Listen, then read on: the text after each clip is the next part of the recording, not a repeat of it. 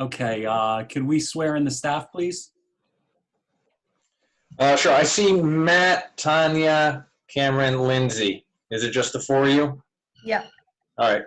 Do you all swear that any testimony you give tonight is the truth, the whole truth, and nothing but the truth?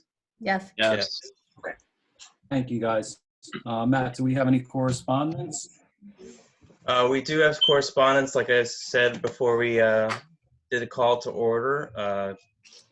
Case 11 on the agenda, P number 19-166, is not being heard tonight, and will be rescheduled for the next meeting, which will be held on May 19th. Also, I think Chairman, I don't know if you want to say some words or hold a moment of silence. I think it might be best if we hold a moment of silence. Yes. For Councilperson Yeah. Yoon and Commissioner Soborowski. Yes. I don't know if the word got around to everybody, but we did lose Commissioner Soborowski early on back in what was it, the end of March, I think, right? Okay, so if we could, let's have a moment of silence for Commissioner Soborowski and Councilman Yoon.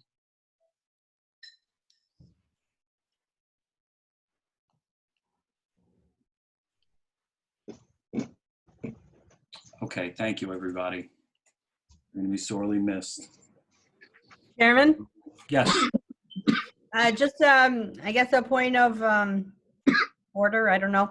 From the zoning board meeting, what we found works, and we did take the advice from Mr. Lampe that was suggested, is that all the commissioners, if you can hear me, I'm gonna put the chairman as the host. All of the commissioners should be on a mute. And the only time you should go on mute is when you want to speak.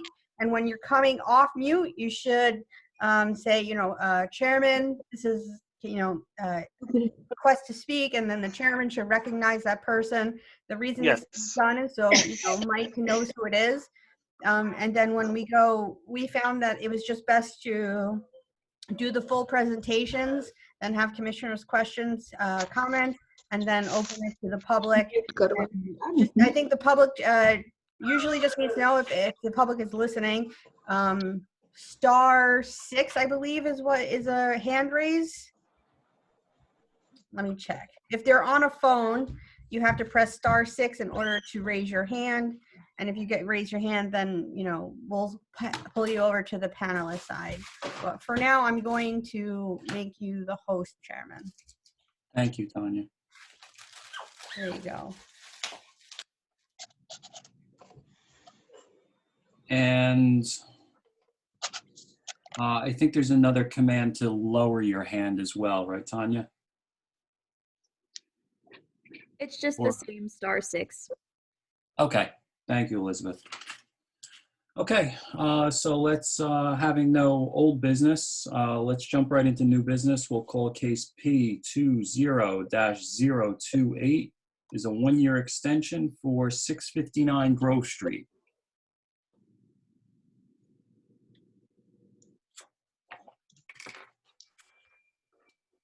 And I think it might be best if the parties that are there for this case raise their hand and we can promote them to presenters. sure, I'm just in my attendees now.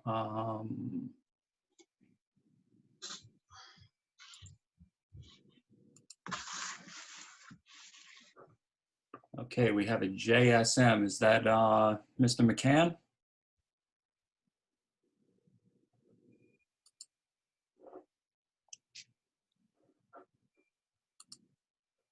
Hello? Yes, we got you. There he is. Okay. Hi, it's Jim McCann. Hi, Jim. How are you? Good. So let's have you announce your application. We already called your number. Hi, it's James McCann from the law firm of Connell Foley in Jersey City, appearing on behalf of the applicant, Newport Associates Development Company.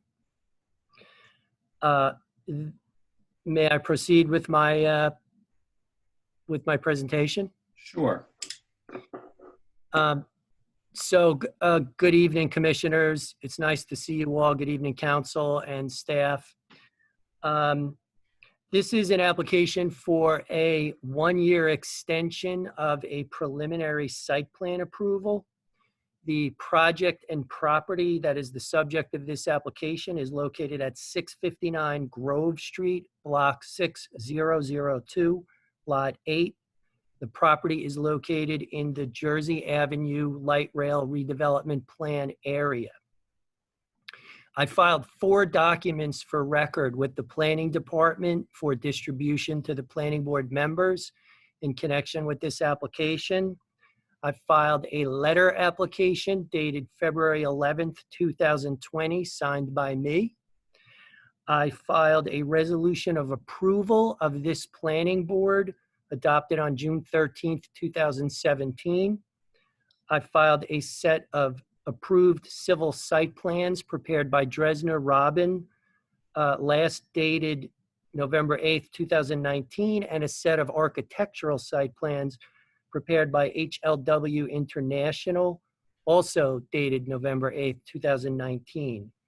I'm relying primarily on these papers in support of this application. I do not have any witnesses tonight, but I will give you a little bit of a summary of this application.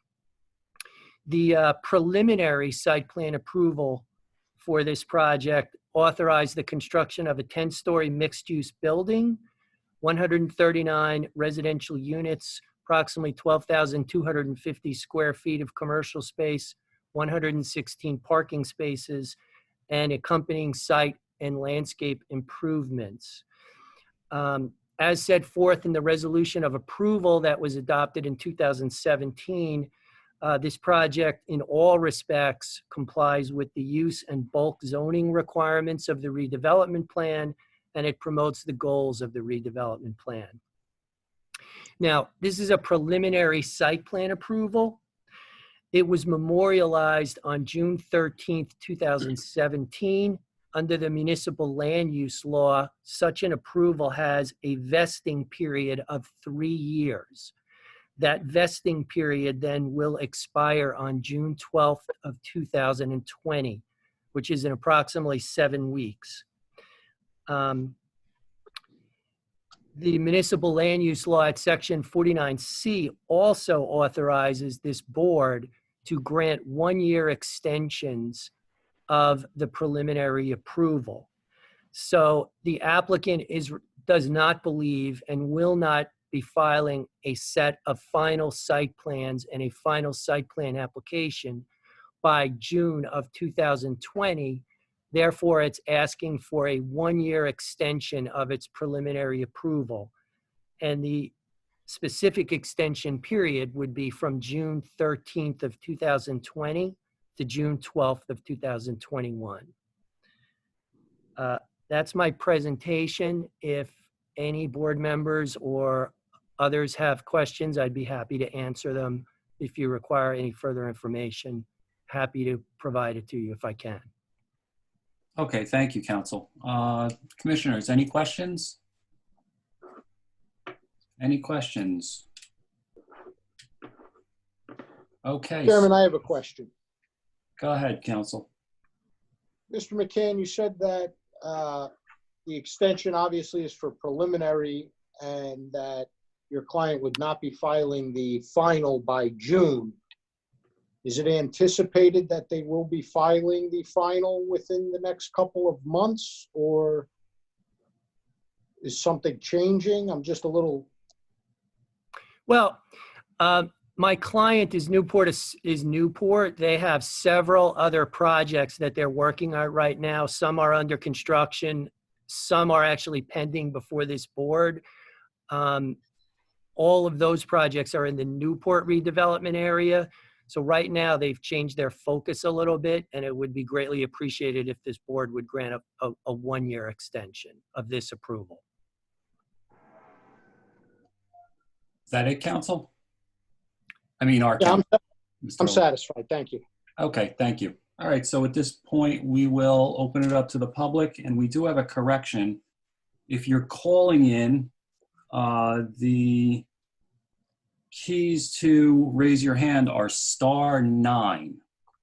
So if you're calling in, You can raise your hand to speak, pressing *9. So do we have anybody from the public that would like to comment at this point? If you could, just raise your hand and we will promote you to a panelist and you'll be able to speak.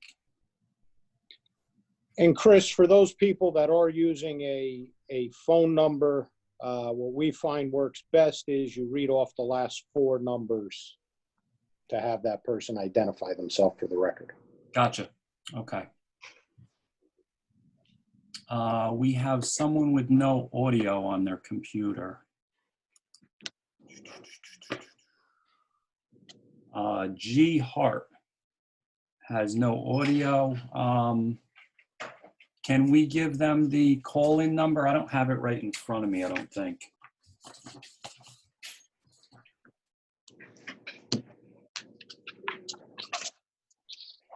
Anybody?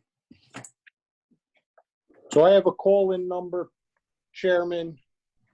All public users calling in must use 1-929-205-6099 There it is.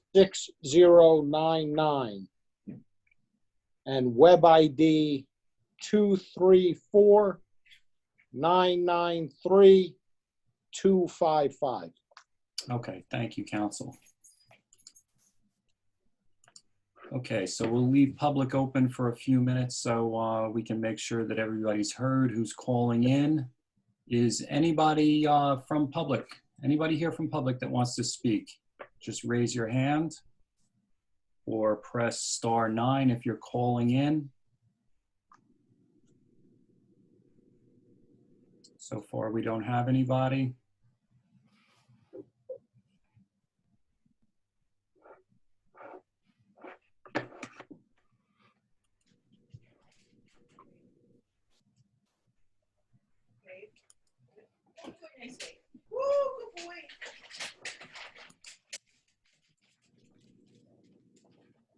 Let me just check up and see if that person was able to call in.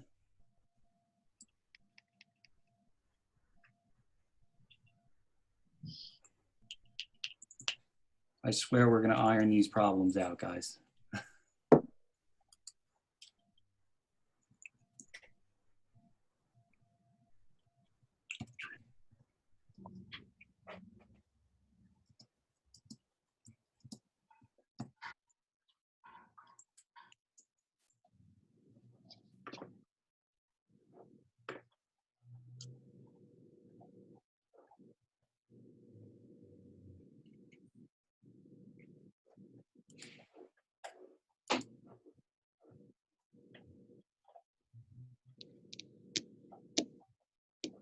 Okay, I don't see anything, so can I have a motion to close the public portion from someone?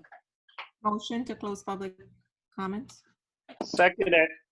Okay, so we have a motion from Commissioner Gangadin and a second. Second it, From- David. Commissioner Cruz is the second. Okay, so public is closed. Chris, I'm sorry. I'm just seeing that G Hart or Gart message in here. Okay, I didn't see that. So I guess the question for, let me send a chat. What's your last? I got it. Yeah, I see. Okay, so I'm going to allow G. Hart to speak. I'm going to promote them to a panelist. I'm also asking them if needed, maybe they need to hit *9 on their phone. Okay, do we have G. Hart on the line? Hello, G. Hart. I think he's, whoever this is on their, like this is their computer. So they're looking at it on the computer and then they're calling in on a phone. So we have to look at the call-in listeners. Okay, so we have no way to tell which one is G Hart unless they hit *9, which I've sent them a chat to do so, and we've Okay. said it here. Thank you, Elizabeth.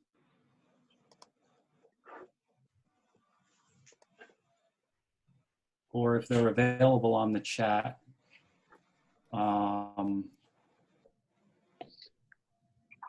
they could just tell me what their phone number is on the chat and I'll promote that.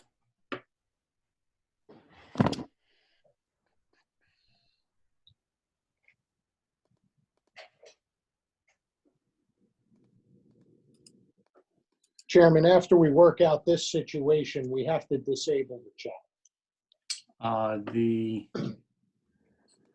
chat should have been disabled when we started the meeting. If I'm correct, I don't think there's any way to disable it once the meeting was started. That should have been Okay, disabled from the so let me see. G Hart, which I'd have to compare, is a 347 number.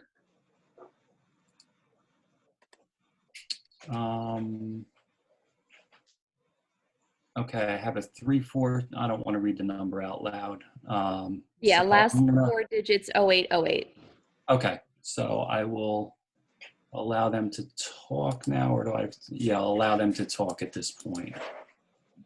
Hello, G Hart. Okay. Hi, my name is Michael Gordon Hart. Can you hear me? Yes, we can. And Mr. Hart, we have 5 minutes for public comment for you if you need it. Mr. Hart, Well, I appreciate Mr. Hart, we have to swear you in. Do you swear or affirm the testimony you give be the truth, the whole truth, and nothing but the truth? Yes, I do.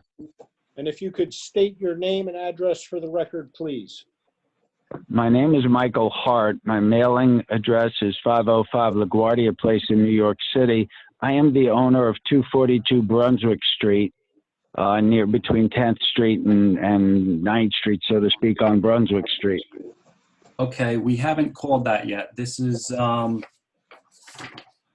we're on 659 Grove Street right now. It's a 1-year extension. Oh, excuse me. I was calling about 369th Street. Okay. Or 367 10th Street. Excuse me. Okay, that'll be a little bit later in the meeting. That's item 12. Then I'll be happy to hold on mute. I appreciate you very much. Thank you. Okay, thank you.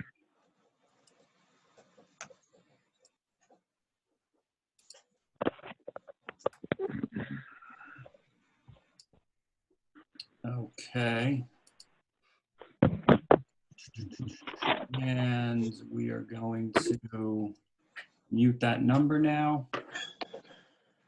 Okay, so public was opened and closed. Council, do we have to make another motion to close public again?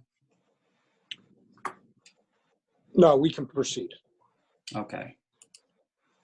So this is Cameron's application. Cameron, do you have anything to add?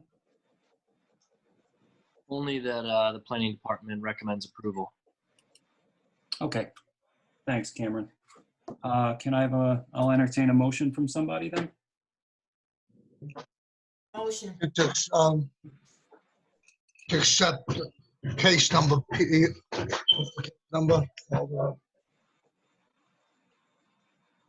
P20-028. the motion, case number P-0128028, as read by the And council. Seconded. Commissioner Torres, your motion was to approve or deny? My motion is to approve.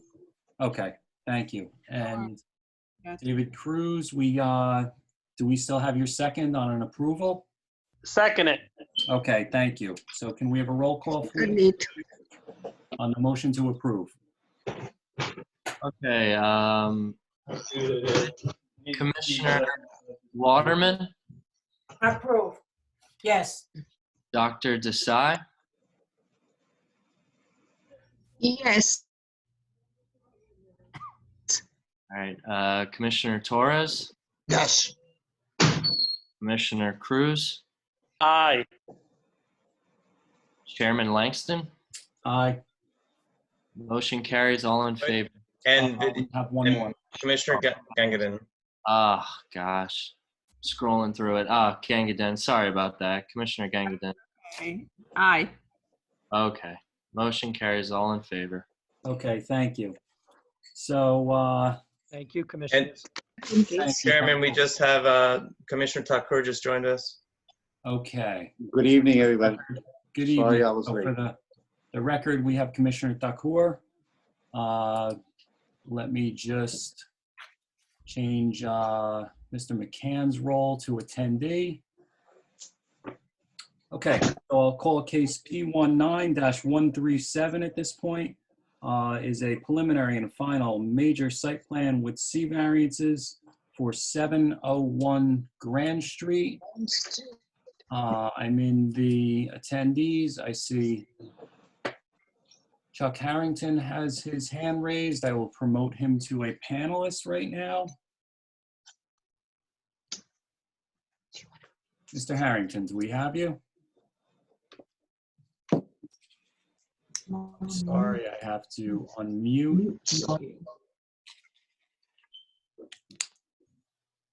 And I will ask you to start your video. Okay, can you see me? And do we have you? I think so. Can you hear me? There you are. Yeah, we got you. Okay, great. And I think, I don't know if the rest of my team has been accepted yet. It'd be Jeffrey Lewis and Charles Height. Okay, so I'm promoting Jeffrey Lewis right now. And I'm promoting Charles Height right now to a panelist.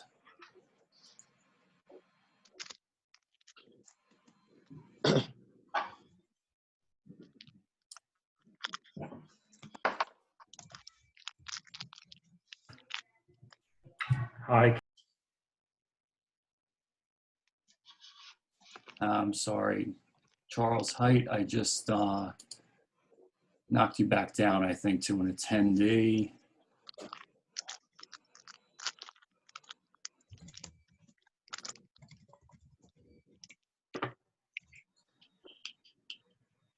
Okay, I think you got me. Okay, there's Jeffrey Lewis. Do we have Charles Height back? I have to unmute you. Hi, can you hear me? Yeah, we got you.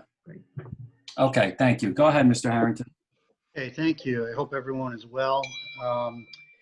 For the, I guess the record here, it's Charles Harrington of Connell Foley on behalf of the applicant. I would imagine we're gonna get the notices out of the way now, or is that something you're doing differently here? No, Mr. Harrington, I am in receipt of the affidavit of service, proof of publication with respect to this application. Along in that proof of publication was a copy of the notice with the hyperlink to the website, as well as all of the relevant documents. So it does appear to be in order in the virtual setting, and we can move forward with the application, Mr. Chairman. Thank you, Counsel. Thank you. So I have two witnesses tonight, Mr. Lewis and Mr. Height, because we are asking for a couple of deviations with regard to the proposal tonight. And the proposals tonight it's a little bit different than what's usually presented to the board. The board might remember within the last year that we were before you for an application at 503-509 Communipaw Avenue, right essentially on the junction. And that approval had as a condition that we provide 15 off-site parking spaces within 750 feet of the property. So that's the subject of tonight's application. We're proposing to have the 15 spaces at this location at 701 Grand Street. It's at the corner of Garfield and Grand Street. It's currently used as a parking lot for used cars, and it actually exits onto Grand Street. You'll see as part of tonight's presentation, we are going to change that so it'll enter on and off of Garfield Avenue. The property is located in the Morris Canal redevelopment plan, not in the NC zone like the prior approval and the project.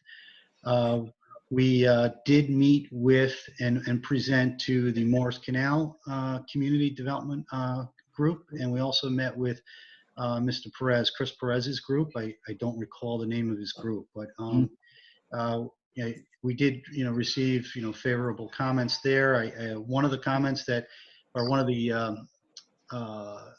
one thing that resulted from those discussions is that during construction, my client is going to make the parking, if approved, the parking lot available to local residents and commercial owners and users in the immediate area, because he does have it under lease for, I believe it's the next 20 years, and then he has 2 5-year options beyond that. Since we are changing the configuration of the lot, we are here tonight to present it. And in that regard, Jeffrey Lewis is going to take you through the proposed siting. Okay, thank you, counsel. Mr. Lewis, you want to take it away? We'll swear you in. Sure, I'm here. How's it going, Jeff? Do you swear any testimony that you give tonight is the truth, the whole truth, and nothing but the truth? I do, yes. And could you just state and spell your name? Jeffrey Lewis, Jeffrey-Lewis. And Mr. Lewis, we've qualified you before. Your license is current tonight? My license is still active in New Jersey, yes. Okay, you're qualified. Thank you. Okay, are we gonna bring up the drawings on here or no? I don't know how that works. Yeah, we submitted a slideshow, or slides. So I don't know how, does that come from the board, or do we have to share the screen? Maybe Jeff, do you have those where you can? If you have those available on your computer, you bring them up and then you hit the share screen.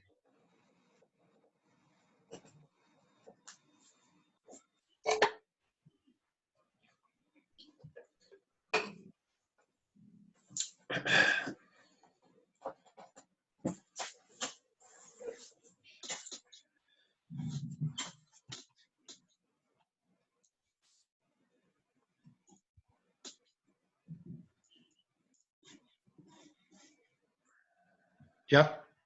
Oh, I'm sorry, I cut out for a second. Am I supposed to be doing something now?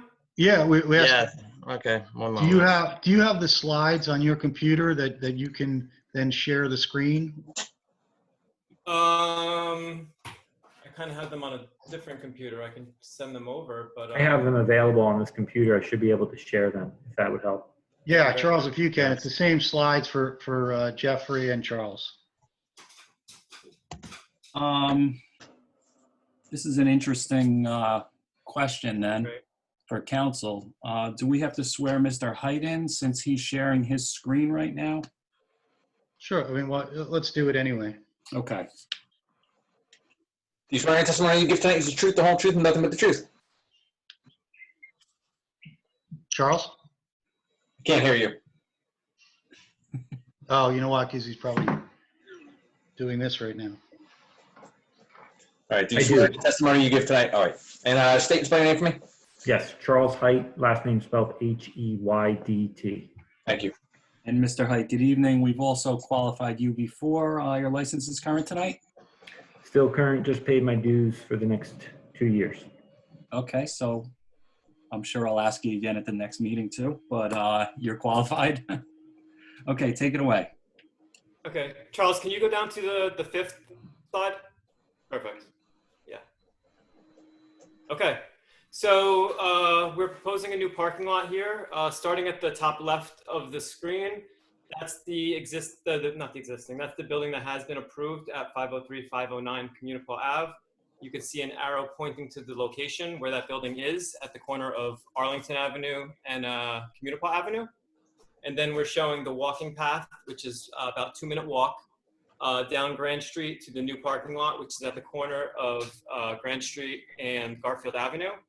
And at the bottom right, you can see an image of the street view from Grand Street. And just the two things I'd like to note here that are going to be different in our application are, you can see that the existing gate that's there, there's an actual gate that's open. Thank you, Charles. And a curb cut that we will be eliminating near the corner. Next sheet, if you don't mind. Okay, so this is the existing site plan, and we're only going to stay here for a minute as well.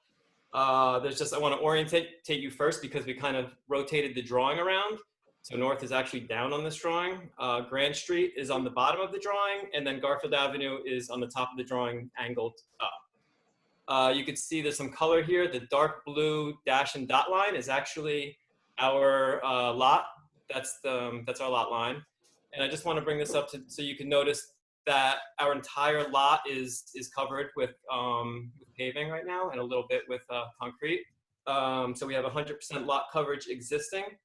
And then the last thing I wanted to really show you on this is there's a line starting from the corner at Grand and Garfield Avenue. We have a retaining wall, and it's this curved line that follows the property all the way along Garfield Avenue. And wrong one. One more inside. That one. I thought. Thank you. And that wall at the corner of Garfield and Grand Street is only about maybe 8 inches to a foot above grade. By the time we get to the end of the property, it's about 3 feet above grade. Okay, and then the next sheet, if you don't mind. Great, so this is what we are proposing to do. You can see we're eliminating the existing entries to the parking area and adding a new one off of Garfield Avenue. I'd like to start right with that retaining wall. You can see we're keeping about half of it, a little more than half of it, and then stopping it at that new access. And that new access is a new 16-foot curb cut for two-way travel. And that leads to our parking area, which is a 15-car parking lot. 5 of the parking spaces are compact spaces that are only 16 feet deep. And then there's 1 handicap space. The rest are standard space.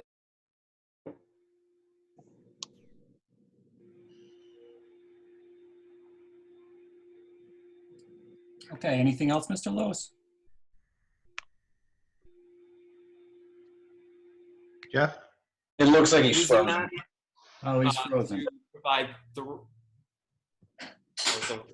Can you hear me? I'm sorry. Yeah, Yes. Jeff, you froze there for a little bit. Yeah, I know my internet's doing crazy stuff. I'm sorry.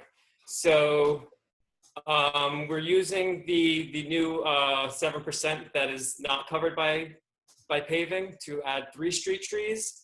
Not street trees. I'm sorry, 3 trees to our property.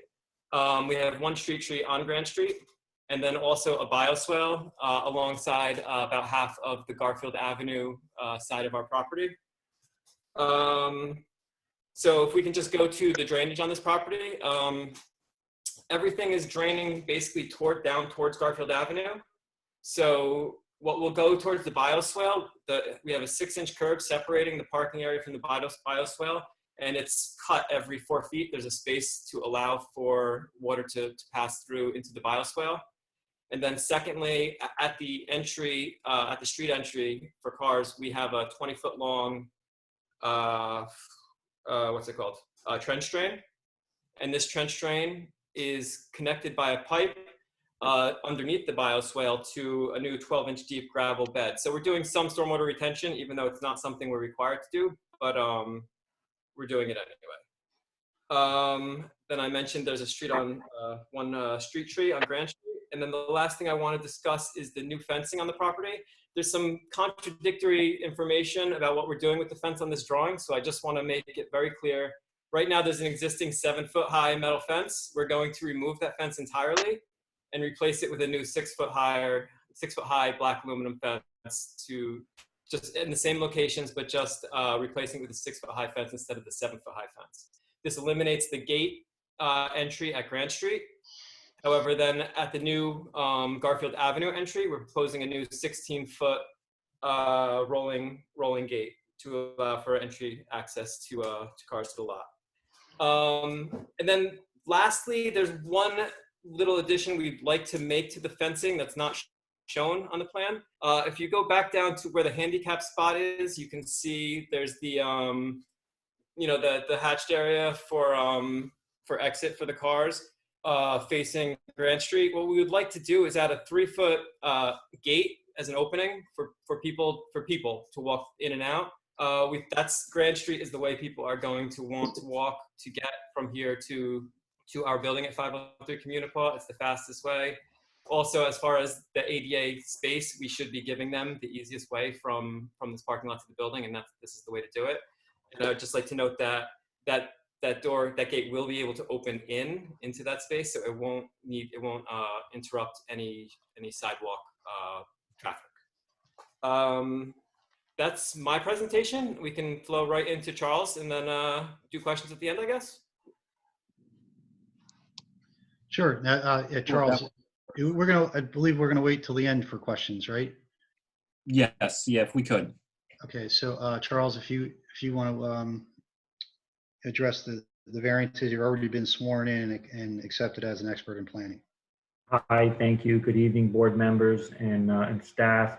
I appreciate everyone coming together and organizing this. So I'll just move ahead. We did compile some photos. These are recent photos. It is an existing parking lot as was described. It is independently used just for really the storage of used vehicles. This photo shows it empty, but in the past it just has been used for the storage. We did identify that as a pre-existing principal surface parking use. So that's being maintained here as a principal surface parking use. So there's no change there. You can see the both sides and the retaining wall in this photo, which will have the modifications for the new driveway and the slope. Some of the adjacent development, obviously there's some mixed-use properties in the area. Obviously this project was in connection to the recently approved application, 503 Communipaw, just about a block away. And there are other surface parking areas associated with other residential and other commercial uses in the area. So this isn't the only surface parking that you'd find in this neighborhood. Some other images, you can see some of the other surface parking down in the lower right, just to show you some of the surrounding neighborhood. I'll jump right into the variances that we're looking at. Specifically, we just skipping down to this bullet point number 2, we are requesting pre-existing non-conforming conditions in terms of lot size and sidewalk width. We aren't proposing to change these. The adjacent lots and the lot pattern has already been subdivided in this area, so there's really no way to acquire additional properties to conform. We also didn't see this as a big issue, given that we were able to meet the large majority of the zoning requirements to accommodate a surface parking area, and I'll get into that in a little bit. But that's a lot size where 20,000 is required, and the lot currently is 4,603 square feet. The sidewalks, again, they really are what they are, given the topography, that existing retaining wall. We aren't proposing to change them. We are proposing to improve them where appropriate, and just keep them in terms of the dimensions as they are today. With respect to the actual variance that we're requesting from the redevelopment plan, it's the dimensions of parking spaces. The plan has a minimum standard of a parking space to be 9 feet by 18 feet wide, where 8.5 feet by 18 feet is proposed. So we're really just a half foot shy on the width. And that is a technical deviation. So this project, and Jeff did do a good job of running through the technical aspects, but just in terms of benefits, first and foremost, reutilizing this site in a much more organized fashion promotes a much better use of the property. The activity on the site, it won't become any sort of back of house, unsightly storage used car lot that once existed. New pavement, new striping, new fencing. The proposed landscaping is substantially improves the project. There are requirements for surface parking areas to have shade trees within the parking area that we comply with. We are proposing a street tree. So those are strong improvements for the proposed application. The bioswale also does add a level of stormwater management. Obviously, we heard the design and how it will function from Mr. Lewis, but that's an improvement over the site today, which doesn't have any stormwater retention, and it's 100% impervious. So that's another benefit. In order to do all that and accommodate all those improvements, we do need to reduce the width of the spaces to 8.5 feet. We're able to accommodate the appropriate number of spaces in terms of quantity, so we still meet that minimum number of parking spaces that we're looking to comply with.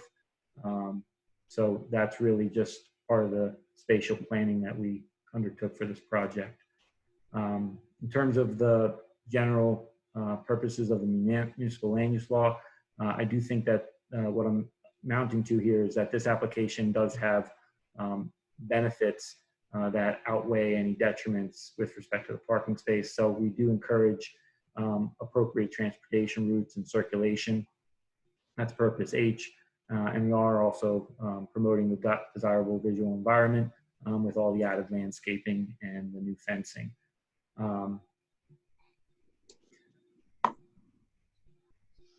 With respect to the negative criteria, we're looking at substantial detriment to the public welfare. I think we've tried to really address that, one with the regrading of the driveway. We'll be doing that in compliance with the request from city engineering to provide for a smooth transition from the grade on the surface parking lot to the street level, which is about a 1 foot differential.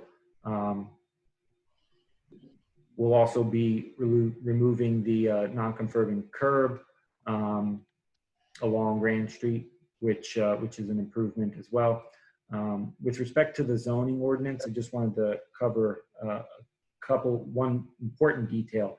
The general land development ordinance in the city actually permits parking spaces to be 8.5 feet by 18 as a standard. It's just in the redevelopment plan, it increases to 9. So in terms of the intent of providing sufficient area for vehicles to enter and exit, I think that we've really done that.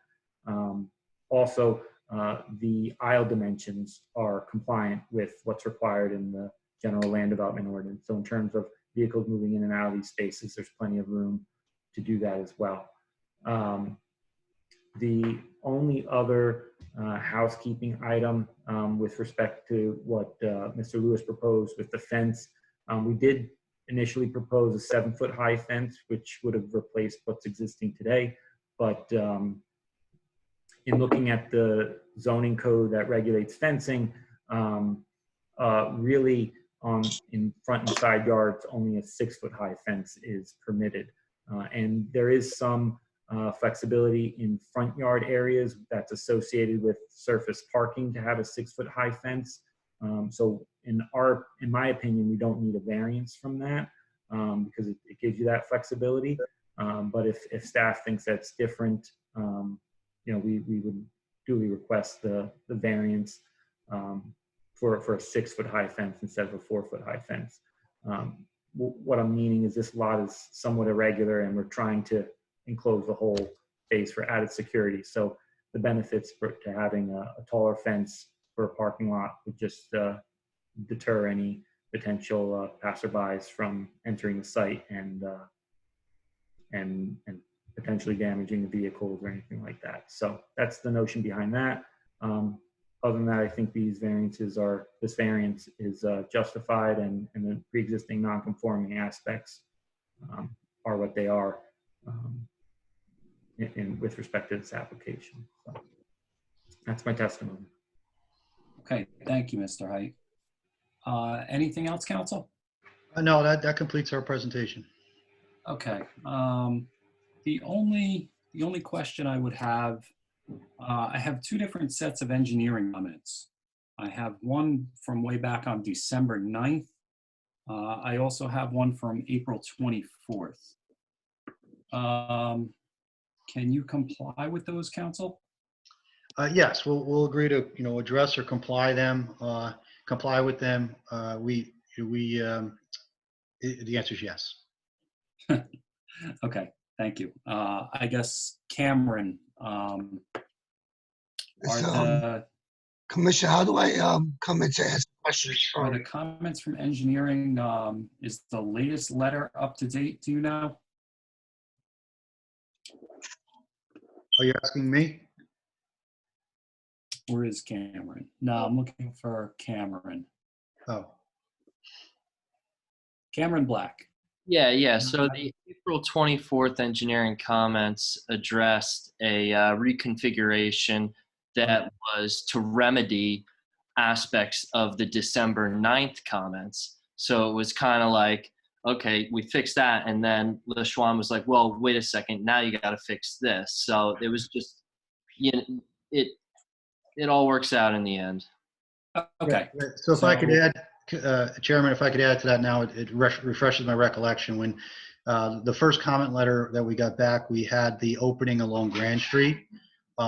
And one of the comments from engineering was that they did not want that opening to continue along Grand Street for a number of reasons. So we did reconfigure it to have the ingress and egress along Garfield Avenue.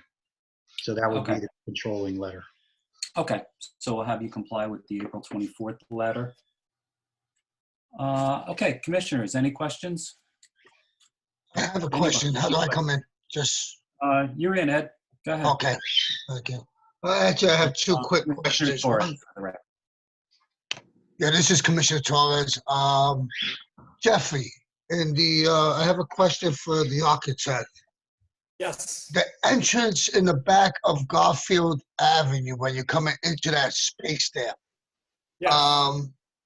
that property has a garage there that's used for fixing cars, and it looks like your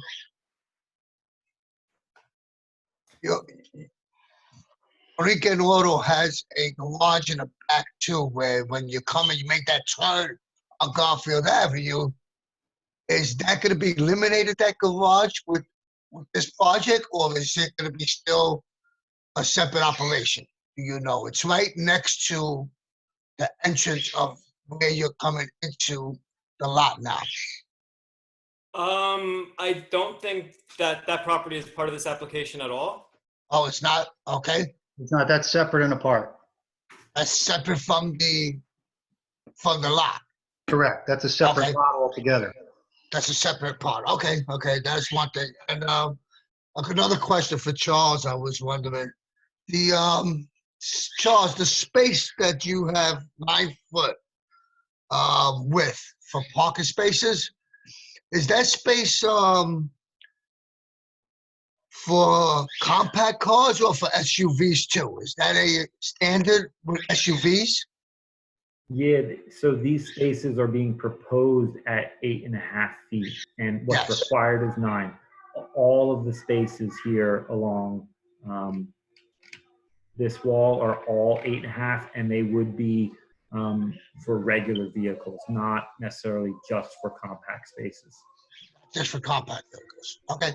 No, they're for all spaces. So these spaces here, space 6, 2 through 6, and then 7 is ADA, and then 8 through 11 or 8 through 10 are all 8.5 by 18, intended for any vehicle, and then spaces 11 here and these 4 along this property line are compact because of the depth as well, but they comply with the compact space dimension. Commissioners, that's all I have, Mr. Chairman. Thank you very much. Okay, thank you, Ed. Anybody else? Any questions? Any questions? Anybody else? Okay, the only other thing I have is for Mr. Lewis, the paint on the fence. Can we make sure that's a matte finish and not a gloss? Absolutely, matte black. Okay, great. Sounds good. Okay, so if we could, maybe Mr. Height, could we have you unshare your screen? I don't know if I'm able to do that here. Perfect, thank you. Okay, so we're gonna open it up to public now. Is anybody here from public that wants to comment? If you wanna comment, just please raise your hand. And if you're on a call-in from a phone, you would press *9 to raise your hand. I see we have 59 attendees. Maybe somebody's here to comment on this. Anybody here from public, please raise your hand. I'll call it one more time. Anybody here from public that wants to comment, please raise your hand. If you're calling in, press *9. We have 2 call-in numbers. Okay, can we have a motion to close public then? Motions. Here, no Okay, one so- from the public. I move to close the public portion of the meeting.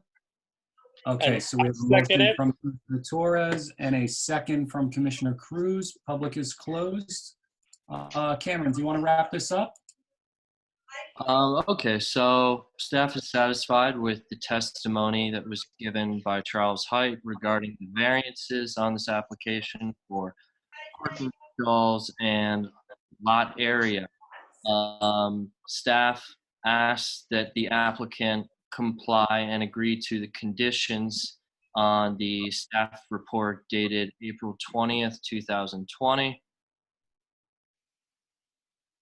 Do you comply with those conditions, Mr. Harrington? Yes, just for the record, the one comment number 3 on my copy, I don't know if you corrected that. It refers to a green roof. There's no green roof as part of this, so just with that qualification. Yes, that's been corrected. And then yes to everything else. Okay, yeah, you were looking at the staff report from April 16th.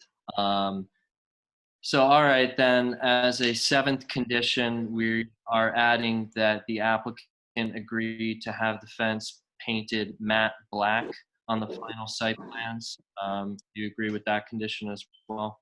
Yes. Okay. Having gotten that out of the way, the site is being improved. It meets the objectives and goals of the redevelopment plan, and staff recommends approval with conditions. Okay, thank you, Cameron. I'll entertain a motion. Okay, Mr. Chairman, I'd like to make a motion to approve case number P19-137 as it was presented to the board tonight. Second. Second. Okay, we have a motion for approval and a second from Commissioner Thakur. Okay, Commissioner Cruz, Yes. Aye. Commissioner Gangadin, Aye. Dr. Desai, Aye. Commissioner Waterman, Aye. Commissioner Thakur, Aye. Commissioner Torres,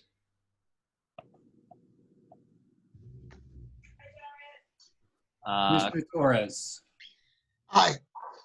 and Chairman Langston. Aye.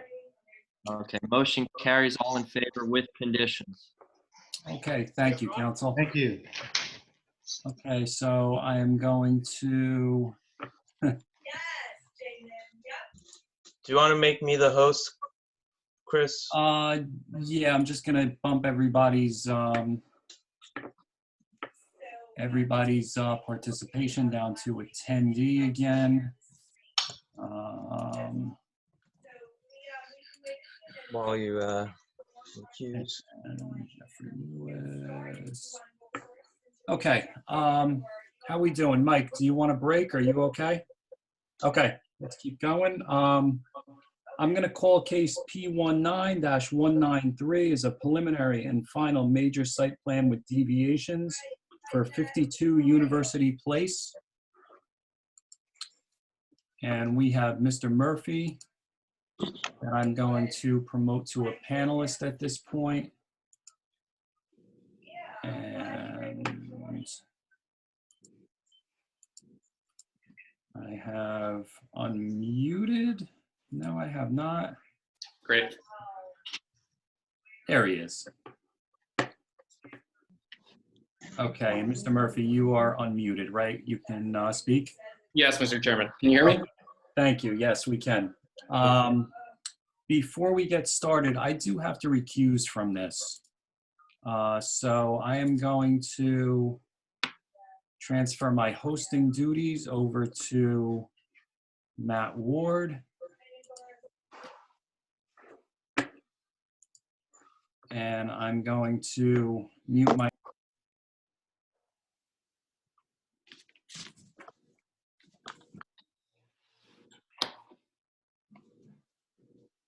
Okay. I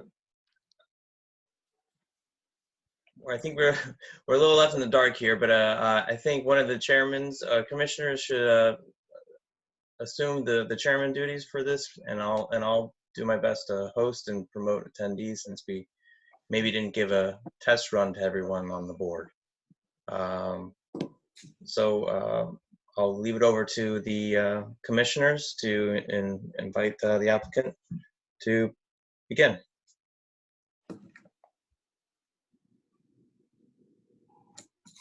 Eddie, can Eddie do it? I think Mr. Thakur is Okay. vice chair in place of Dr. Gonzalez, who's not with us this evening. So Commissioner Thakur, if you could chair this application in light of the. Sure. Case P19-193, preliminary and final major site plan with deviations. We would like to call Mr. Chris Murphy. Wonderful. Thank you, commissioners. Matt Ward, do you mind promoting Alexander Kim should be a panelist at this point, and Mr. Bob Hillier? Sure. Just raise their hands. That makes it much easier for me to call them out. Sure. Alex and Bob, if you could please raise your hands. Mr. Murphy, while we have them coming up to the panel, I've received the affidavit of service, proof of publication. I've had the opportunity to review it. The appropriate language regarding the Zoom call-in, as well as the identification, the participation number, are all in the notice. The notice does appear to be in order, so jurisdiction is before this board, Commissioner Thakur, and we can proceed with the application this evening in this form. Yes. Wonderful. Thank you, Counselor. Okay, so it looks like we have Alex and Bob have joined the meeting. Alex, hold off on sharing your screen for a moment, but Alex, so the board knows, Mr. Alexander Kim will be our technical expert who will be sharing all of our documents tonight. So with that being said, good evening, commissioners. My name is Chris Murphy with the law firm of Murphy, Schiller, and Wilkes, here on behalf of applicant CP West Campus 4 LLC. We're here tonight seeking preliminary and major final site plan approval, along with relief for 2 deviations, in order to permit the construction of a new 11-story mixed-use building and a 2-level parking garage in the NJCU West Campus redevelopment district. The proposed project will be the centerpiece of the entire University Place master plan and has been designated as the University Place Performing Arts Center District under the NJCU West Campus redevelopment plan. It will anchor the campus with the development of a new performing arts center, a center for music, dance, and theater, ground floor retail space, 343 apartment units, and a 226 space parking garage. Pursuant to the NJCU West Campus redevelopment plan, 24 of the apartment units will be set aside for on-site affordable housing. Importantly, the public plaza portion of University Place Performing Arts Center District is being developed by NJCU. Pursuant to the redevelopment plan, NJCU is also obligated to enter into a community benefits agreement, formalizing the community benefit requirements of the redevelopment plan. While this is not part of this application, the applicant is working closely with NJCU to ensure that both the public plaza and community benefits requirements are completed and finalized simultaneously with the development of this project. For these reasons, we have also agreed with staff that NJCU have a few representatives here tonight to answer any questions that the board may have regarding the programmatic community benefits being developed, and to provide an overview of the design of the public plaza and an update on that design. As it relates to the application being presented tonight, we have multiple professionals here to testify, including the project architect, engineer, and professional planner. If I may, I would like to call our first professional, the project's architect, Mr. Bob Hillier, and also Alex. Why don't we wait? We'll swear in Mr. Hillier, and then we'll share your screen to walk through the plans. I'm the court reporter. I'm just gonna swear you in, okay? I don't know if you can see me. Hello.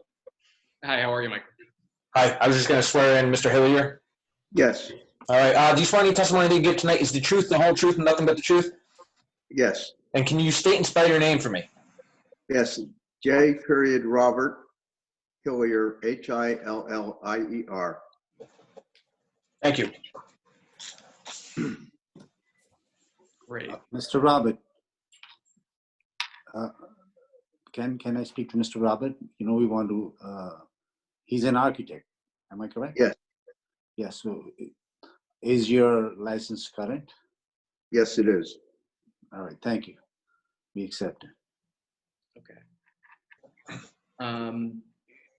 Counsel, would you like Mr. Hillier to go into his qualifications, or have we accepted this expert? I believe we can accept him. We've heard from him in the past, I feel. That is correct. Mr. Hilliard, your license is current and up to date, Yes, and you've testified before this board, have you not? yes, I have. And on this project, I believe, or a related project? On this project. Counsel, we accept him as an expert in the field of architecture. Wonderful. Thank you. Thank you, Counselor.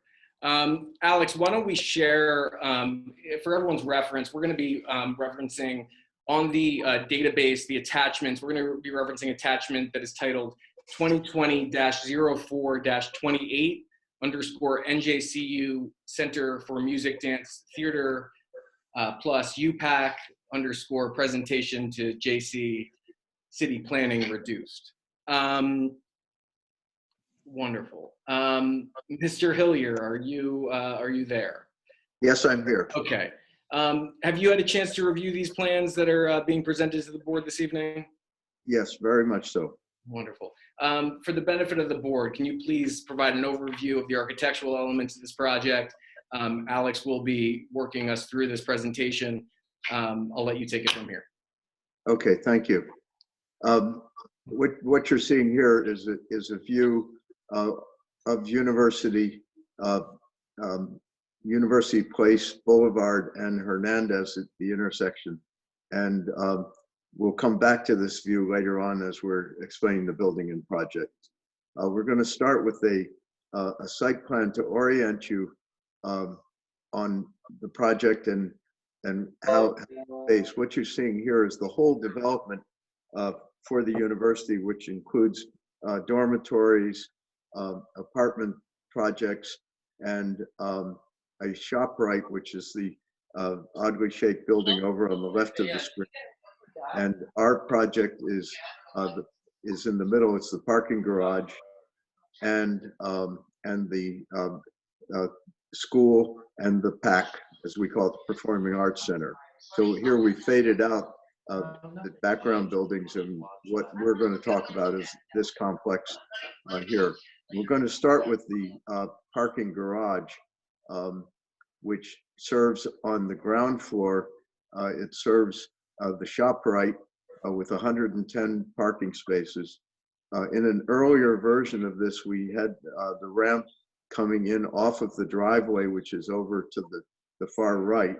And we found that it didn't work well as a garage in terms of there were dead-end parking spaces that if you went down and all the parking spaces were full, you couldn't turn around. So we turned it into a loop system, and in doing that, we added the ramp so that it is now a direct access off of Carbon Place, and you go up. On the first level, there are 110 parking spaces, and it's entered off of Hernandez Way right here.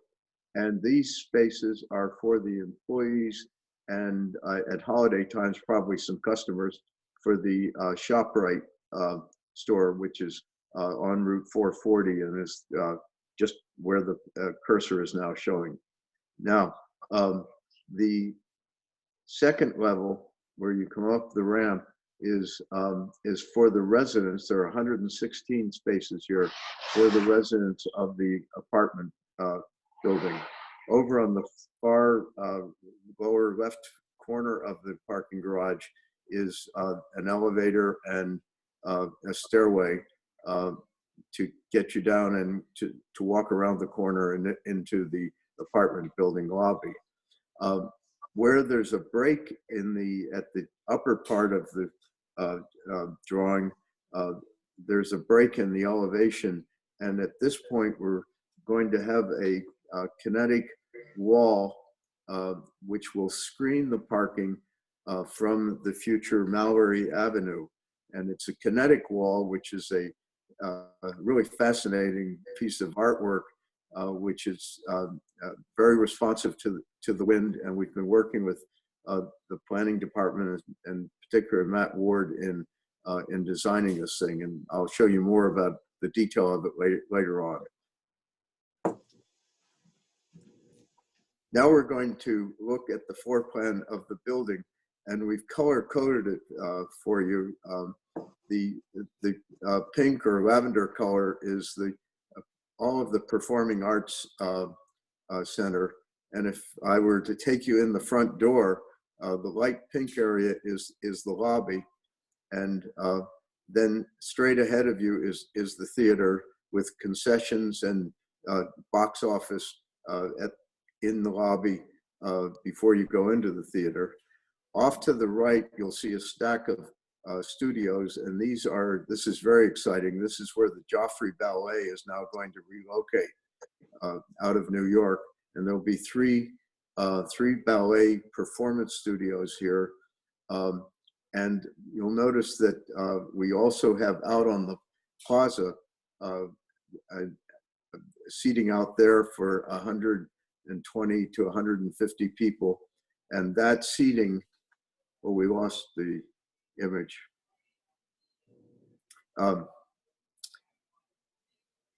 They can sit there out on a wonderful summer evening, and there's a huge door that folds up and opens that last dance studio into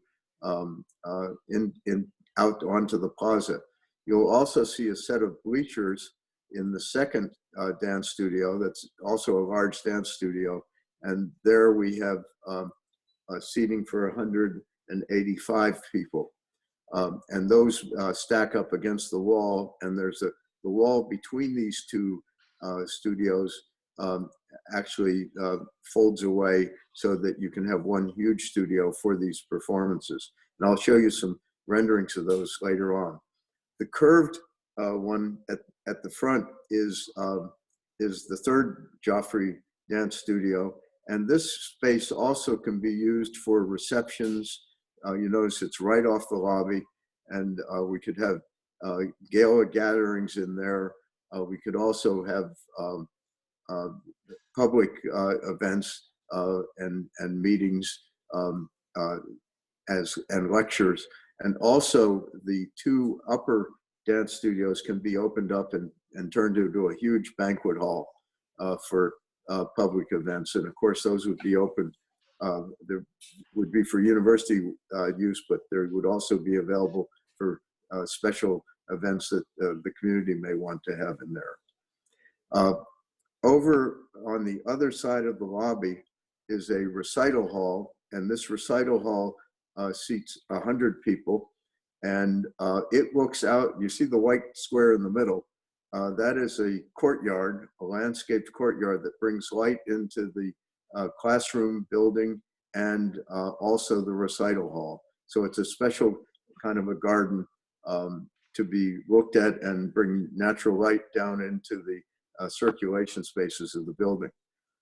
Now, the green represents the school.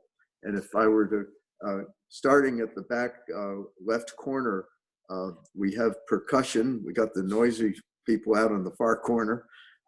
Then we have, this is symphony, and then the next is choir, and then jazz, and then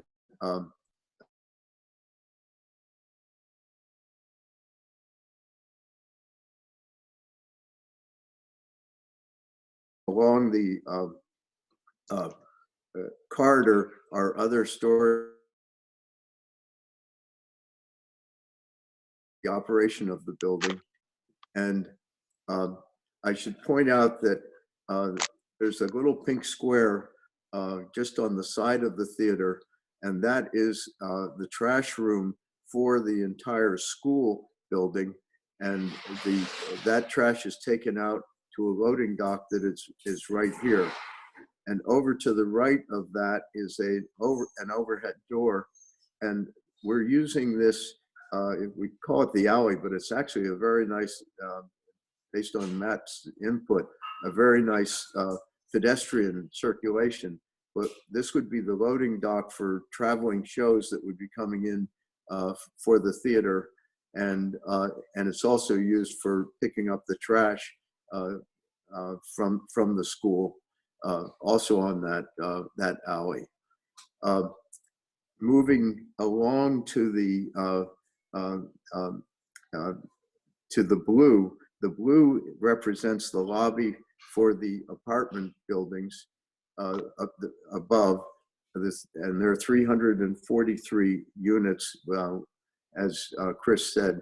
And there is a trash room with a compactor there and a garbage chute that comes down from the apartments above, and that garbage is taken out to the street here and then goes up and would be loaded into garbage trucks at this point. You'll notice right out where, just below where the cursor is, there's a ramp and a set of steps. And there's an interesting aspect from the right to left. The site actually drops by 2.5 feet. And so we had to have an ADA access and a stairway here. And we've put this outside the building because it didn't work at all well on the inside of the building, especially with fire escape stairs coming down. And it was starting to eat into the educational area. And so we've left the plaza pretty much the way it was, except we lost 2 trees in doing this ADA access outside the building. Now the purple area is 3 restaurants, and the restaurant on the far left corner is actually a high space. And so we have 11,765 square feet of restaurant space between the 3 restaurants. But with the mezzanine, that space, there would be a possibility of adding some more upstairs dining space. Those restaurants all have access directly off of University Place, and the one to the right also has access off of the lobby.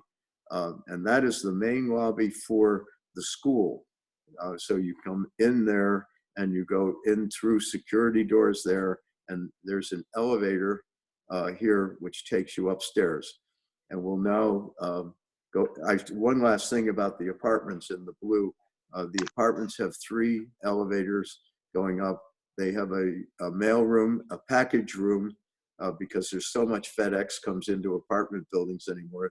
It requires its own room. And then there's also a leasing office and a concierge there to greet people. Now we'll go upstairs. On our way upstairs, we're going to stop at the mezzanine.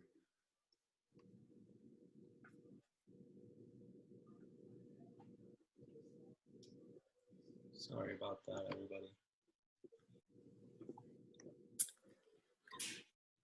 There's a mezzanine level, which, and I should describe the theater a little bit. This upper level of the theater is such that we can have small audiences of maybe 350 people down in the well of the theater. And then there's this upper level, and you'll see later on in perspectives how it breaks down. And the whole point is that this theater can work for a group of 300 people, or it can work for the whole 492 seats. We have an elevator, a lift that brings handicapped people up to handicapped seating at this level. And there's also a lighting booth and a sound control area. The pink area over on the a little to the left of this is all dressing rooms for the stars, etc. And downstairs from this mezzanine level is a rehearsal area. That was that big green area I was talking about, which is exactly the same size as the stage, so that they can have rehearsals going on there while there's actually a performance going on or set up on the stage in the main theater. One of the challenges that we've had, which is a really interesting one, is putting in an orchestra pit. And we were concerned because of the water table, but it turns out that our orchestra pit goes 9 feet into the ground, and the water table seems to be at a consistent 13 to 12 feet below grade. So we think that this will be a perfectly fine orchestra pit.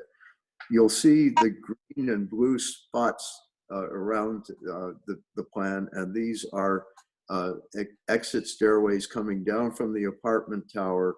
But once they get down to the second floor, they also become the fire exits for this for the school. So now we'll go up to the second floor after this mezzanine level. And what you see here is the courtyard in the middle, and you see the upper portion of the recital hall in white. There are a total of 47 practice rooms, offices, and I say that because we have faculty offices, but every faculty office has a piano in it. And that's because they're used for teaching. And we also have an adjunct faculty contingent, and there are 8 rooms just for those adjunct faculty members there. There's a student lounge area in the middle of the complex right there. And then there are lounges for the adjunct faculty and classrooms. There's 4 classrooms at this level. And then also the Joffrey offices will be right here just off of the courtyard.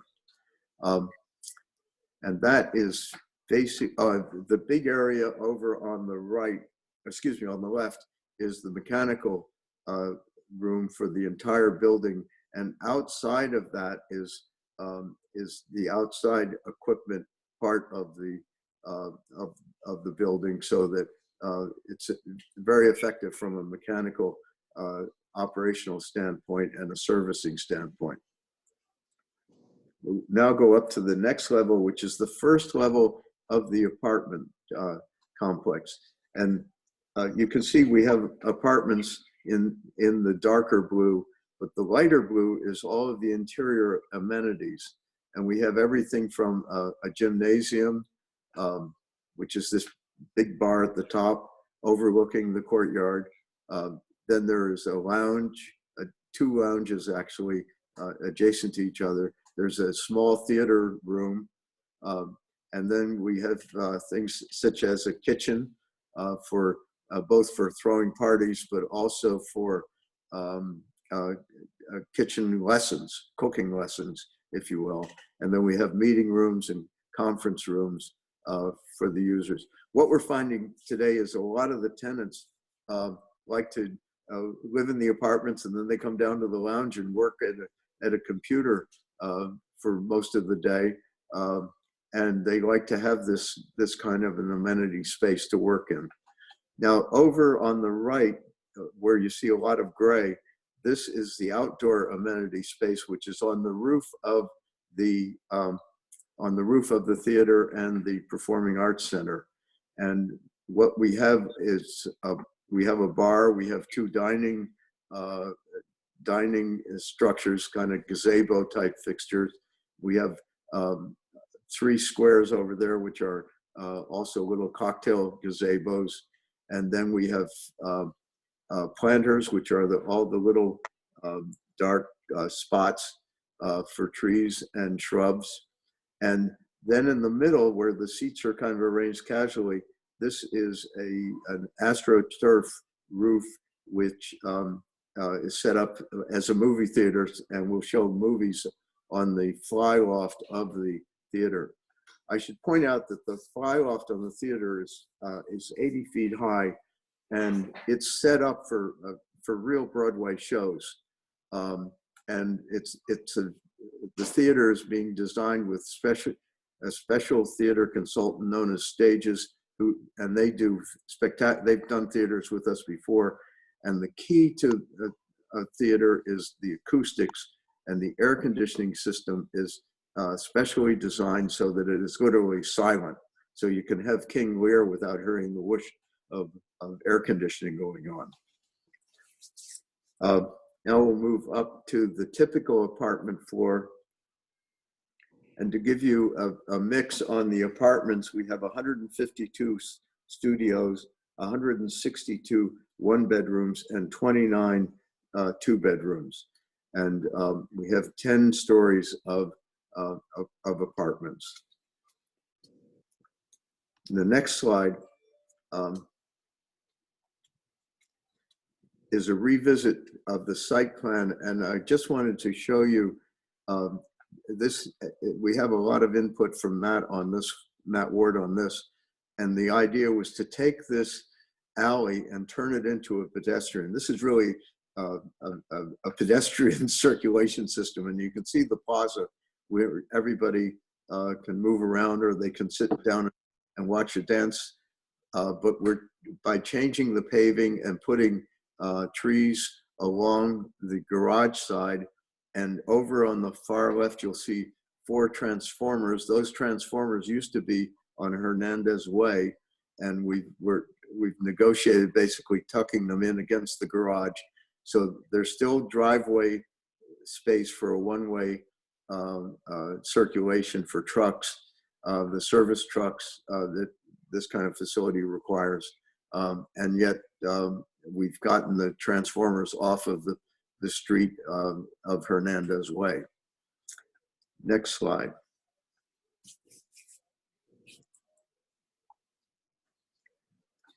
So this is a view from University Place of the building, and you can see the fly loft for the theater.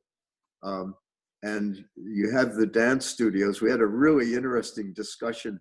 We thought it would be really exciting to have it so that people walking along in the plaza would be able to see the dancers practicing, the ballet dancers practicing in the studios. And the question came up of, well, are the dancers going to feel comfortable with people looking at them? And then somebody countered with that the best way for the dancers to learn how to perform was to be performing all the time. And so we have these as big open windows for people to look in and see the dancers, but we also have drop-down screens if they get a little shy about their dancing. You can see the apartment complex above, and what we've done is we've used bronze metals for the windows and the louvers under the windows. I'll talk more about that detail later on.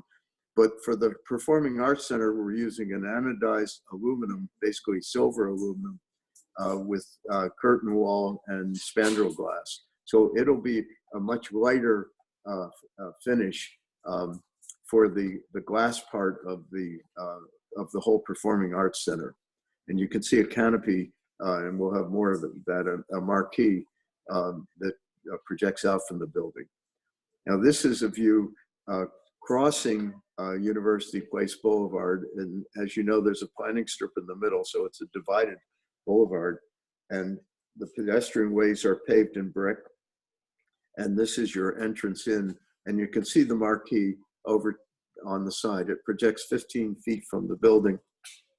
It projects over the property line, but it does not project over the curb line, so that a big truck isn't going to come by and knock it off. And you can see in the back the sign for the Performing Arts Center, which is on the fly loft, and the fly loft is sheathed in a zinc. And we also are using the same zinc material along here to screen the upper part, that mezzanine level that I talked about. And you can see the plants up above on the amenity deck. Now we're going to go down to the Hernandez Way. And I want to describe what we've done is try to establish the school in the gray motif with the apartments above in white, and yet all of the windows in this whole part of the complex are a dark bronze, and the gray material that you see in the middle is a cement board, a prefabricated board that will be done in a gray that goes with the very dark piers. And you can see we've done a set of pilasters, and they're done in a brick, a very dark charcoal gray brick, which is very handsome. And I've got a picture of that for you later on. Over in the center between the two wings there's a set of louvers there that conceal all of that exterior air conditioning work that I told you was on the second floor. Now we're going to do some very specific factors which have to do with the requirements of pointing out certain things to you. The first is the kinetic screen wall on the garage, which is 15 feet high, and it's I think it's 130 feet long. And the little diagram that you see is a detail, and to put it in scale for you all, it's the size of an 8.5 by 11 sheet. Those are 4-inch metal fins, and they are very delicate. And what happens is when there's any kind of a breeze, they start to wave in the wind, and it's really phenomenal. You can see you can see the wind just curling up the side of the garage and activating the entire wall. And this is made by, there's only one manufacturer in the whole country who makes this wall, and we've been negotiating with them.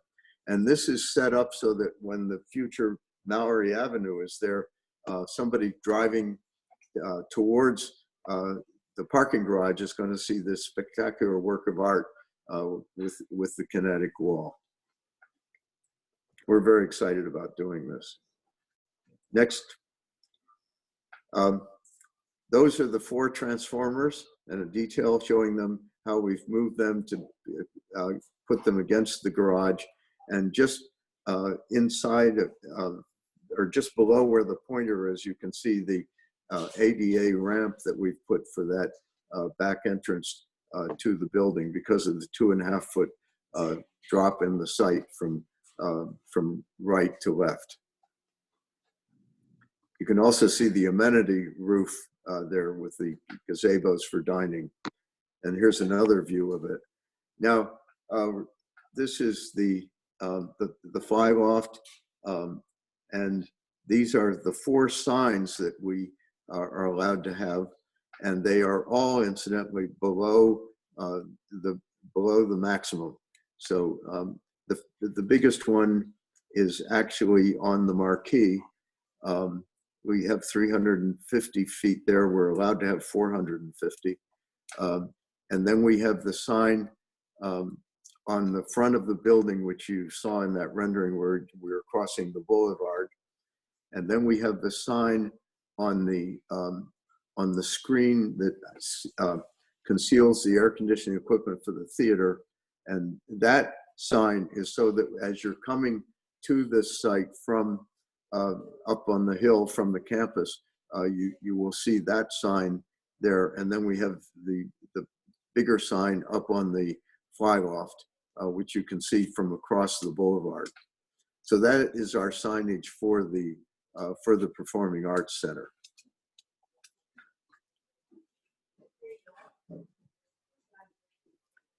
Now we're going to talk about the materials.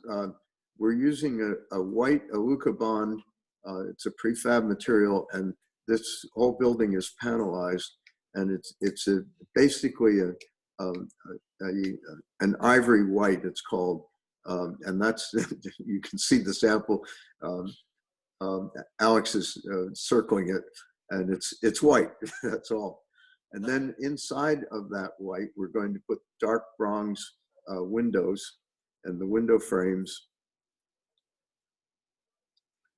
are in a dark bronze, and it's pretty dark, as you can see. And this is all in a material booklet that we have submitted, but we wanted to show you these materials. What's really cool is that, you know how a lot of these buildings with their little air conditioners, you get a funny looking grill punching through the window or through the wall, and it becomes a little bit of an eyesore on a building. And what we're doing here, which is really exciting, is we're working with the window manufacturer, and we're putting a full width louver under the window, and behind that you will be hidden the little exhaust and intake systems for the air conditioner. And so it really cleans up the elevation of the building. It also, because it increases the size of the window, it makes the building look much lighter structurally. And down on the, this shows you all the dark zinc that we're using for the various screen walls and on the fly loft. And this is the clear anodized aluminum. As I said, it's more what we're used to in old-fashioned aluminum, which is the silver metal. And then we have the glass, and with the glass, we also have a spandrel glass, and that basically is hiding the structure that's above the ceiling in the dance studios. And then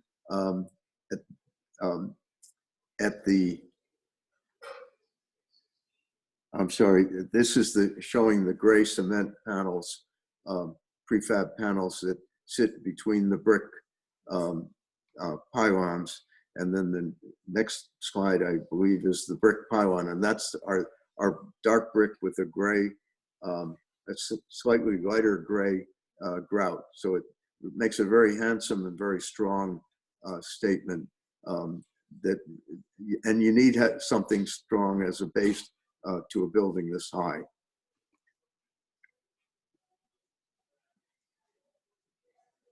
And this shows a base. We were concerned about taking the glass all the way down to the floor. There's a couple of reasons for that. And so we're raising it 18 inches off of the ground.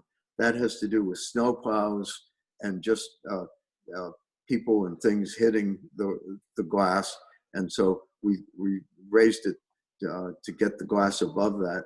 And so it's simply a defensive measure when you're doing a building that is really this urban. I should point out that one reason we have the curve on the corner of the pack is so that when you're coming down from the campus, this will lead you in around the corner to get to the entrance to the plaza. We felt that if we squared off that corner, it wasn't really a very inviting environment to get into the theater, to get into the school, or to get into the restaurants. And so we did the curve basically just to ease the traffic, the pedestrian traffic and circulation around the building. Now I think we're going to take you inside. And this is an aerial view, and you can see the people watching the dance over on the far right on a nice summer evening. You can see the ShopRite down at the end of the block. The next slide is actually, we're going to join that crowd and see the dance taking place inside. And you can see off to the left, the bleachers that fold out and the wall goes away. And so this becomes a really gigantic dance studio for the Joffrey. Incidentally, the Joffrey will also be using the theater, the stage in the theater, but this is for their own fans also. And this is a shot from the bleachers, seeing the both of the two big dance studios set up, and the wall removed. The wall actually folds away into a panel in the side. Next, we're going to go into the theater, and this is a view of the theater, and you'll see over on the left side there's a low wall, and you can see that wall comes around and then becomes a white wall in the foreground, and that's where we're setting it up so that you can have an intimate group of a lesser audience watching the play, or for a real hit, you can have all 492 seats filled. And the next shot is really cool because it's from the stage. And this is what the theater will look like more or less from the actor's standpoint. And you can again see that wall that breaks the theater into kind of a 1/3, 2/3 division.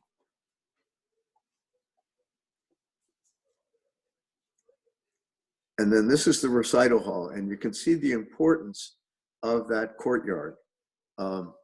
This is an internal space, and yet it becomes very special because the garden is literally just as big as the concert hall.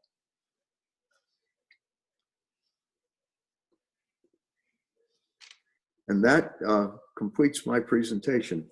I'm sorry it took so long, but there's a lot of building here to talk about, and it's a pretty exciting mixed-use building. So thank you very much.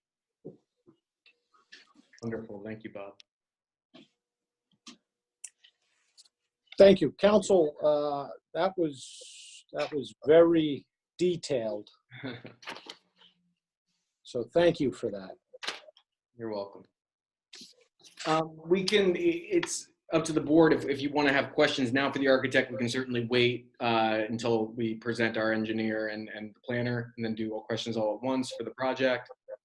However you'd like to do that. Council, I think based on the testimony we've heard already, engineering, I suspect, is going to be pretty brief. Given It's going to be very brief, but we do want to present it very briefly in order to set up our planner, who will discuss the two deviations, and then we'll move on. Yeah, so I think we should move right into the engineering, highlight some of the things that are needed for the planning testimony, obviously. But I think that given the architect's testimony, it's probably best to keep flowing and then open it up for questions. Sure. Thank you, Council. So with that, can we bring up Joseph Mealy? We've raised our hand. We are in. Joseph, do you want to do a 1-2 check? Yeah. Okay. You folks hear me okay? Yes. Great. Hey, Joe, let me swear you in, okay? I'll try to be brief. You could swear me in. Do you swear any testimony you give tonight is the truth, the whole truth, and nothing but the truth? Yes. And can you state and spell your name? Yes, Joseph Mealy, Josephmele. Thank you. I'm Director of Engineering at the firm Dresner Robin. Practiced for about 25 years, and I've testified before the board in the past on numerous occasions. And your license is current? Yes, it is. Thank you. We accept. Professional engineer in the state of New Jersey, correct.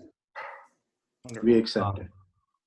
So thank you. Yeah, Mr. Hillier did cover a lot of territory, and he overlapped quite a bit on the site improvements and such. So I appreciate that. I could keep my presentation somewhat brief. This project, as was touched on by Mr. Hillier also, is a part of ongoing phases within this redevelopment area.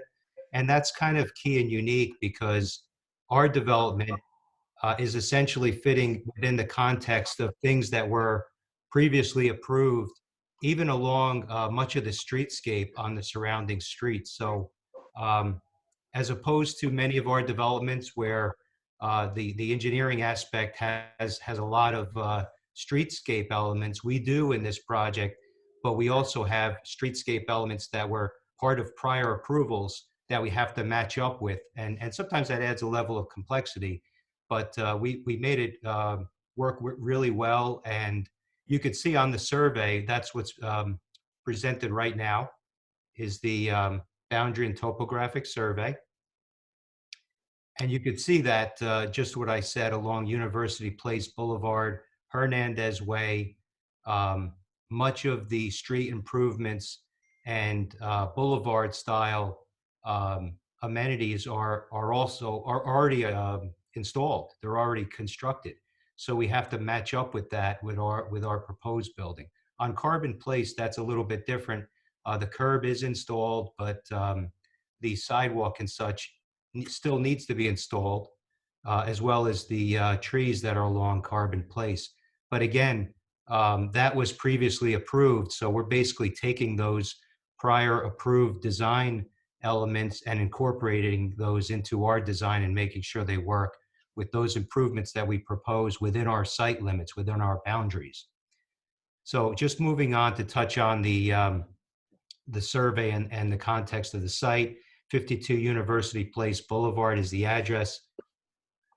And you can see that on the cover sheet here that we're on the southwest side of Jersey City, and we're a part of the NJCU West Campus Redevelopment District. Our site is referred to as Block 4 in the redevelopment plan.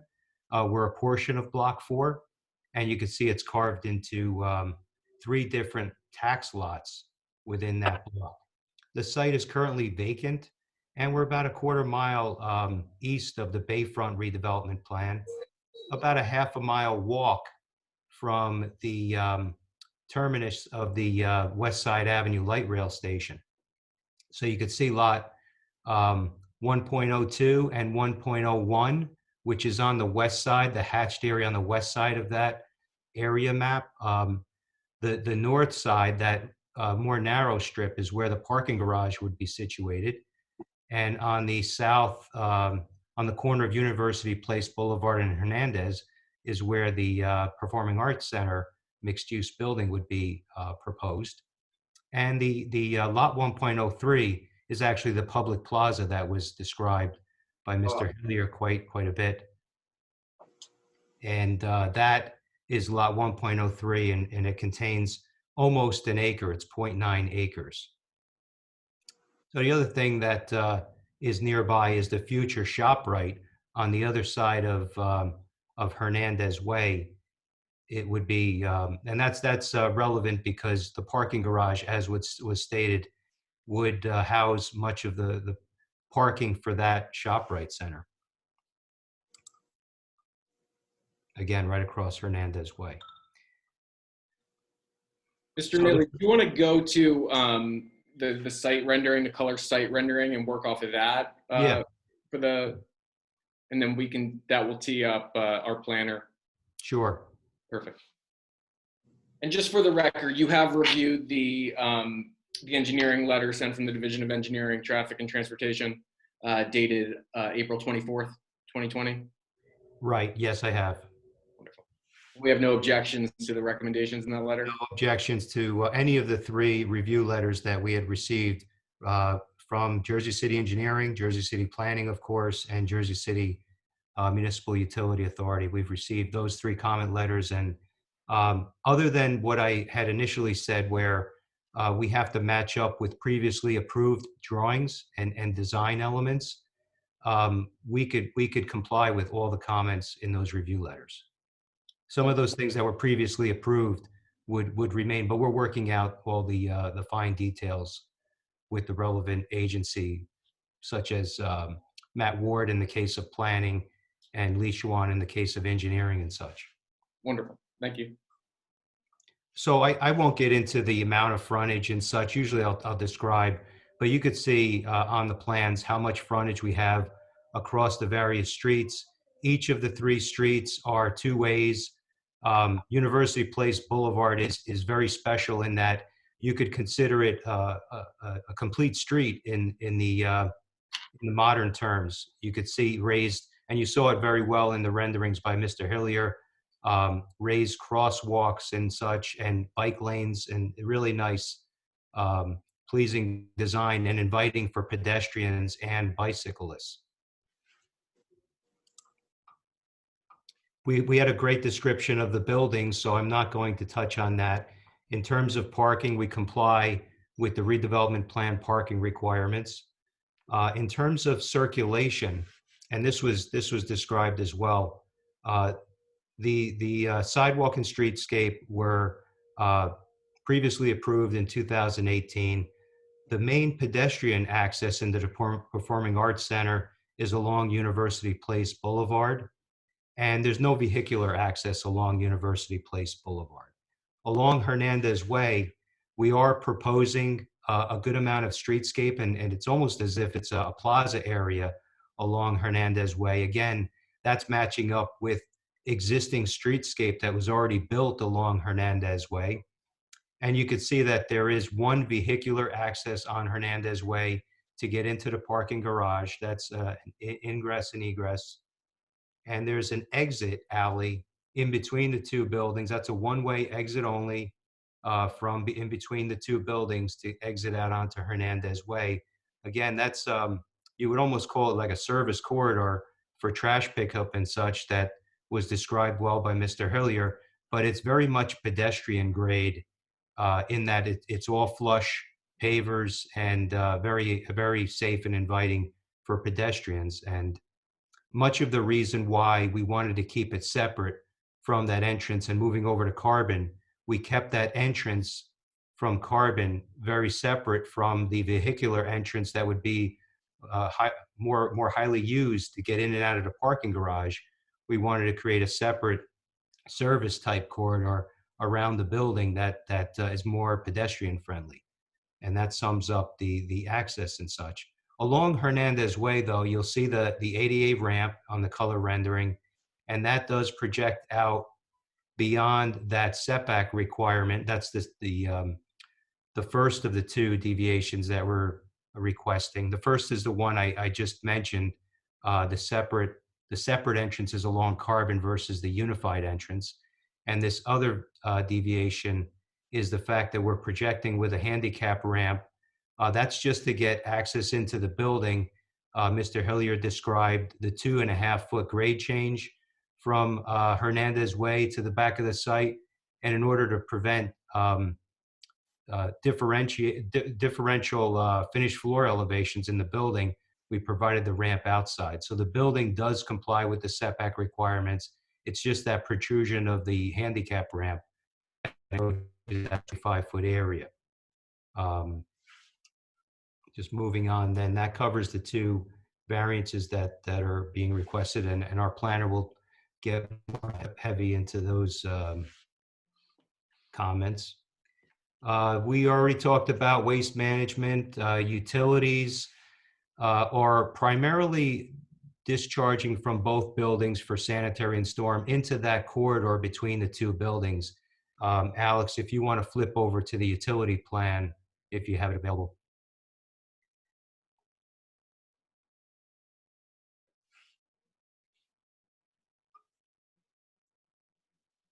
That's the circulation plan. The next one's utility plan. So you could see there's drainage and stormwater and utilities and such that are going into that driveway corridor between the two buildings. It's not a public right-of-way. It's a private driveway corridor. And then obviously discharging out to Hernandez Way, existing storm and sanitary sewer systems. That about sums it up with utilities. We do have the underground detention basin on the east side of the site, and that's again complying with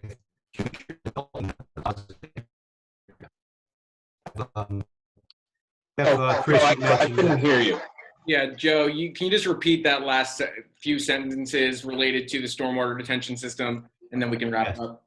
Absolutely. Yeah, it's an underground detention basin system that detains all the stormwater from the two sites, 1.01 and 1.03, and you can see it on the right side. Wouldn't be seen because it's underground, detains the stormwater, and then discharges out to Hernandez Way. Thank you. Does that wrap up your testimony, Mr. Mealy? Other than the fact that we have the 3 comments letters that you mentioned already, we're already working with the JCMUA on complying with their comments, as well as Jersey City Engineering and Planning. Wonderful. Wonderful. Commissioners, if there's no other questions for Mr. Mealy, we can move on to Charles Hyde, who's our professional planner. Thank you. Hi, good evening, board members. Again, Charles Height with the firm Dresner Robin. I am a licensed professional planner, still under oath here tonight. This is my second appearance. So I benefit from the description of the 2 deviations that we're requesting. And you probably do remember this application. Some of you were present for when this plan and the recent amendment was proposed and approved by this board. And that amendment really did focus on the redesign, re-envision of this Performing Arts Center. So first and foremost, the main, what's referred to in the plan as the development capacity requirements. I'm talking about height, density, floor area. All those intensity related aspects are all being complied with this project.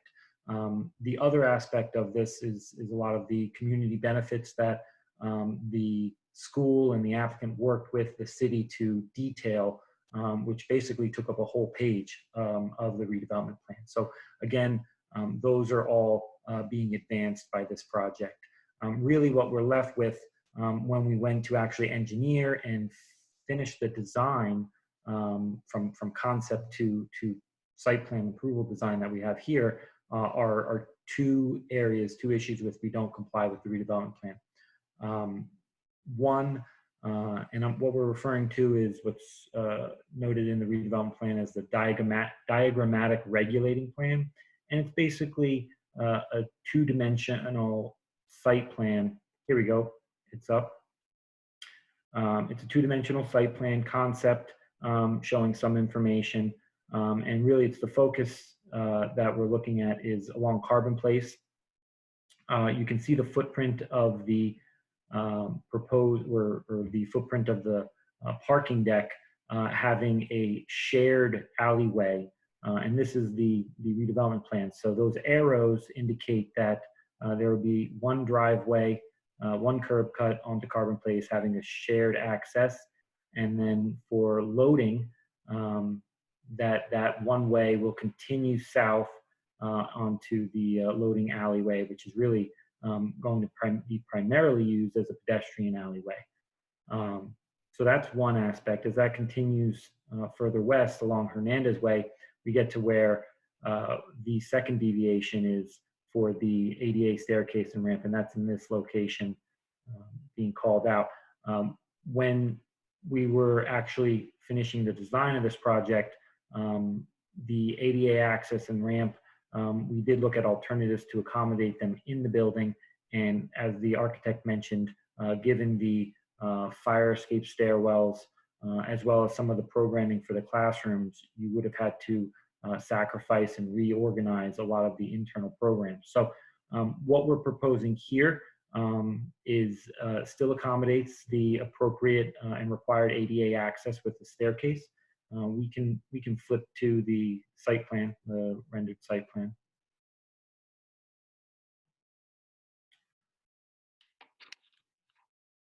And the 2 things just from on this one particular issue, the 2 things, obviously we want a smooth flow of traffic for pedestrians along the sidewalk. This sidewalk was oversized essentially to create some sort of like a grand sidewalk, a little bit of a plaza aspect to it. It does have a requirement of a double street tree row, so you see that there. When we are proposing these ADA sections, really the width, which is about approximately 25 feet, gets narrowed down to about 6 feet at its minimum. Still a sufficient space for people to walk through, We also sacrificed 2 street trees, but because it's a double row, we still have 2 trees to provide some additional shade in this area, in this grand plaza area.